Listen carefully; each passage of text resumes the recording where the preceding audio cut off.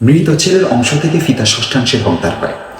যদি ফিতার জীবদ্দশায় তার এই প্রাপ্য নাতিদের জন্য তিনি ছেড়ে দেন, তিনি আর নিবেন না এমন কোনো প্রমাণ পাওয়া যায়, তাহলে দাদার এই অংশ ওয়ারিশ সূত্রে কেউ দাবি করতে পারবে না। কিন্তু যদি এমন কোনো প্রমাণ না পাওয়া যায়, তাহলে জীবদ্দশায় তা বুঝে না নিলেও এই পরিমাণ অংশের মালিক তিনি ছিলেন বলে এটি ধর্তব্য হবে এবং এই পরিমাণ সম্পদের উপর মিরাসও জারি হবে। দেখতে পারেন সূরা নিসা 12 নং আয়াত, সহিহ বুখারী 2 নং খণ্ড 997 নং পৃষ্ঠা।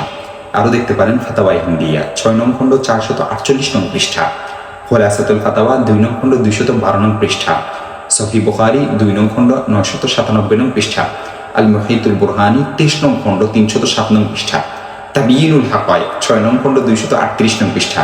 আরও দেখতে পারেন তাকমিলাতুল বাহার 8 নং খণ্ড 498 নং পৃষ্ঠা, আব্দুল মুখতার 6 নং খণ্ড 774 নং পৃষ্ঠা।